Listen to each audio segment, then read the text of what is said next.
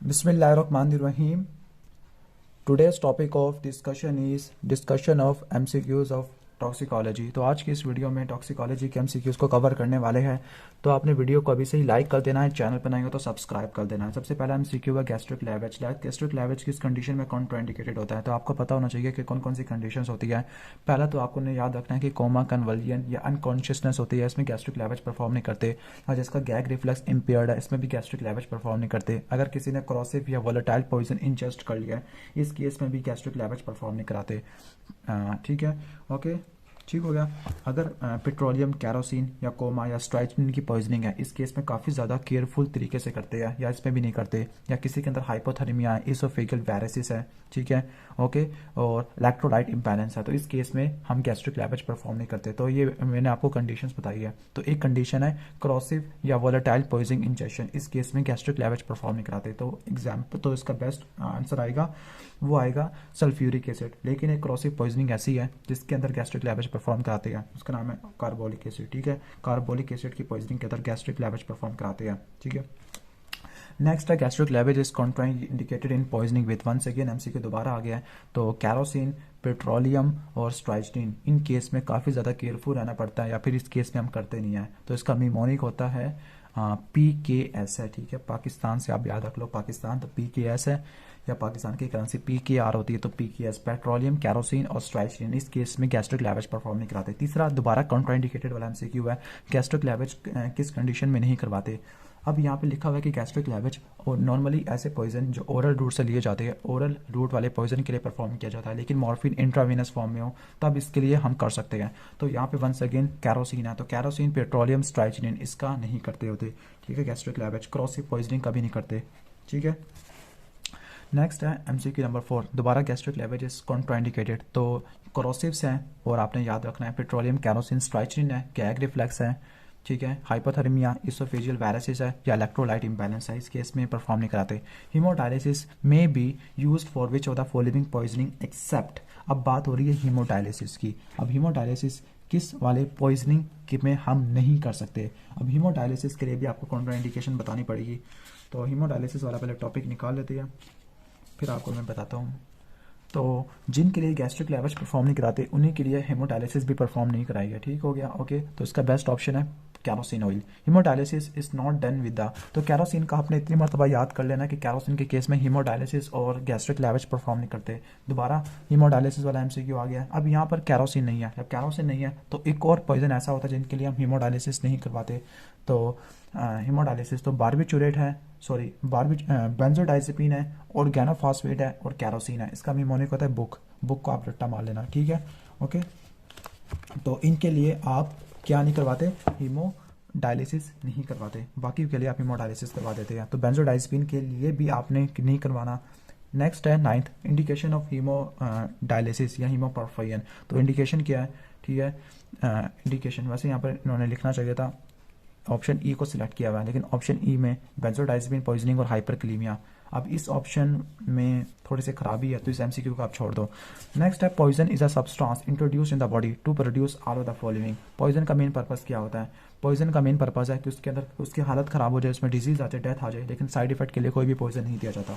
ठीक है, तो पॉइजन की जो डेफिनेशन होती है, तो पॉइजन को हम इस तरह से डिफाइन करते हैं कि इसकी मेडिकल क्लासिफिकेशन होती है कि पॉइजन और ड्रग में क्या, पॉइजन और मेडिसिन में क्या फ़र्क होता है। तो अगर हमारी इंटेंशन होती है लाइफ को सेव करने की, तो उसको बोलते हैं हम मेडिसिन, लेकिन अगर हमारी इंटेंशन होती है नुकसान पहुंचाने की, तब उसको पॉइजन बोलते हैं। ठीक हो गया। अगर पॉइजनिंग हमारे मेटाबॉलिक वेस्ट प्रोडक्ट के रिटेंशन की वजह से होती है, तो उसको बोलते हैं एंडोजिनस पॉइजनिंग, या कोई भी सब्सटेंस बाहर से लिया जाता है उसको बोलते हैं एक्सोजिनस पॉइजनिंग। तो ये पॉइजन की डेफिनेशन थी। To distinguish between user and peddler in NDP act, the following criteria of narcotic. ये वाला आई थिंक ये वाला एमसीक्यू शायद NRA से दिया गया, लॉज वाला टॉपिक है।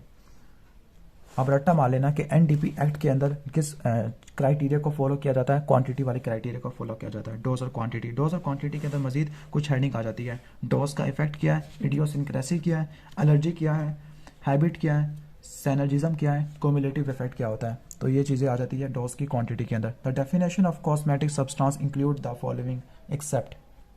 तो साबुन नहीं आते, हालांकि साबुन से बंदा सही से मुंह धुल जाता है, लेकिन साबुन नहीं आते, बल्कि क्लींजिंग एजेंट है, ब्यूटीफाइंग एजेंट है, एजेंट्स फॉर प्रमोटिंग अट्रैक्टिवनेस ये आ जाती है। नेक्स्ट है congestion in stomach is death due to poisoning में भी कंफ्यूज विद, किससे कंफ्यूज कर सकते हैं? तो आप इसको कंफ्यूज कर सकते हो पोस्टमार्टम लिविडिटी के साथ, क्योंकि इस केस में भी ब्लड की पूलिंग होती है, कंजेशन के केस में भी ब्लड की पूलिंग होती है, तो दोनों सिमिलर चीज़ें हैं। हेमरेज में ब्लीडिंग होती है, इसमें पूलिंग नहीं होती। The following organ are kept for routine viscera analysis, except के कौन सा ऑर्गन नहीं रखा जाता? लिवर रखा जाता है, लिवर। स्मॉल इंटेस्टाइन रखा जाता है, लार्ज इंटेस्टाइन नहीं रखा जाता, क्योंकि लार्ज इंटेस्टाइन के अंदर बहुत सारे नॉर्मल फ्लोरा वाले बैक्टीरिया होते हैं, ठीक है। नेक्स्ट एमसीक्यू है Glasgow coma scale. Glasgow coma scale में EMV होता है, ठीक है, तो लाइट रिस्पॉन्स नहीं देखा जाता। गैस्ट्रिक लेवज इन सब कंडीशन में कॉन्ट्राइंडिकेटेड होता है, सिवाय एक में, तो वो है कार्बोलिक एसिड। कार्बोलिक एसिड ये वाइट क्रोसिव होता है, जिसमें आप गैस्ट्रिक लेवज परफॉर्म कराते हैं, बाकी पेट्रोलियम कैरोसिन इनमें नहीं करवाते। Gastric lavage is contraindicated in which of the following condition except oesophageal varices में, हाइपोथैलेमी में, लेकिन आपको बताया था कि मॉर्फिन इंट्रावेनस फॉर्म में ली गई है, इसके लिए भी गैस्ट्रिक लेवज परफॉर्म कर सकते हैं। नेक्स्ट है एमेटिक्स का एमसीक्यू आया हुआ है, एमेसिस होती है। तो एमेसिस की पहले आपको पता होना चाहिए कि इंडिकेशन क्या होती है, फिर कॉन्ट्रा इंडिकेशन क्या होती है।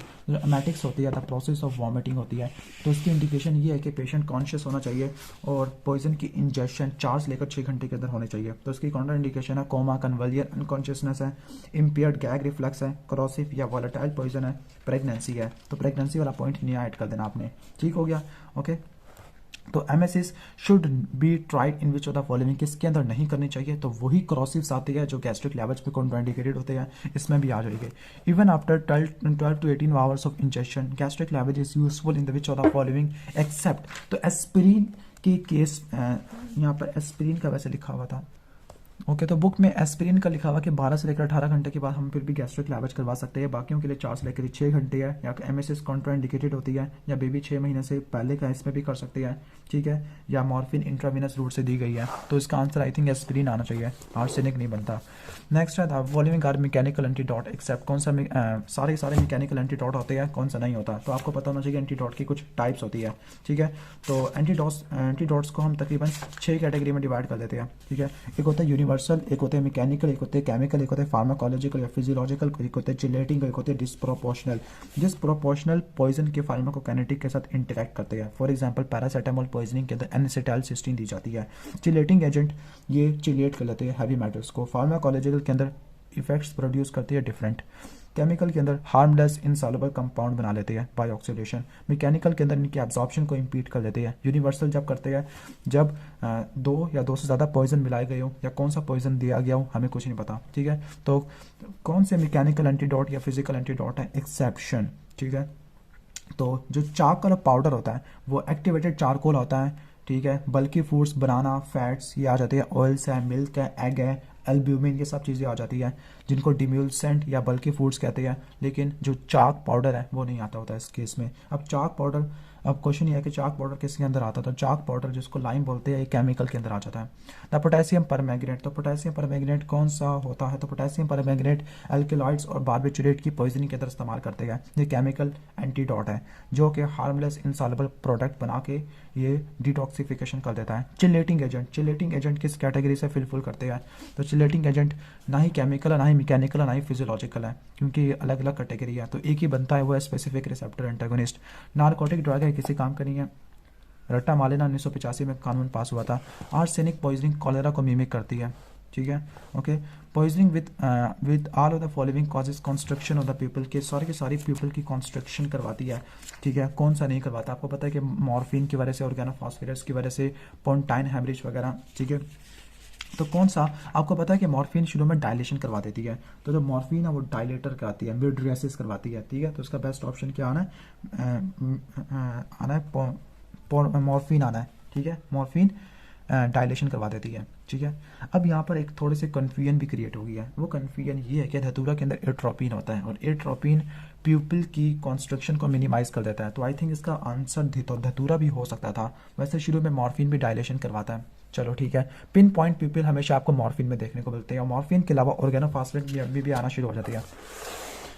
नेक्स्ट है पिन पॉइंट प्यूपिल, ऑर्गेनोफॉस्फेट और ओपियाइड्स दोनों में देखने को मिलते हैं। प्यूपिल इज कंस्ट्रक्टेड इन ओपियम में, ओपियाइड्स में होता है। पिन पॉइंट प्यूपिल होता है, ठीक हो गया, ओके।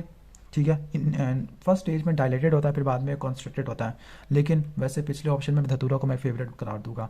आगे diffusion of the oxygen asphyxiant poison कौन सा नहीं होता? तो फॉस्जीन एज साइनाइड होती है, क्यूरारी नहीं होता, क्यूरारी न्यूरोमस्कुलर ब्लॉकर होता है। Causes of methaemoglobinaemia are all except nitrites की वजह से हो सकती है, सल्फोनामाइड्स की वजह से हो सकती है, फेनिटोइन की वजह से हो सकती है, फेनेसिटिन की वजह से नहीं हो सकती। अब फेनेसिटिन क्या होती है, किस कैटेगरी से बिलोंग करता है, ये आपने कमेंट सेक्शन में बताना है। नेक्स्ट है प्यूपिल इज कॉन्स्ट्रक्टेड इन, प्यूपिल किस में कॉन्स्ट्रक्टेड होता है? तो ओपीएम और ऑर्गेनोफॉस्फेट है। पिन पॉइंट प्यूपिल ओपीएम और ऑर्गेनोफॉस्फेट में होती है। हीमोग्लोबिन यूरिया सब के अंदर आता है, सिवाय एक कंडीशन होती है जिसके अंदर हीमोग्लोबिन यूरिया नहीं आएगा। अब वो कंडीशन है जिसमें हीमोग्लोबिन बनेगा ही नहीं, वो है थैलासीमिया।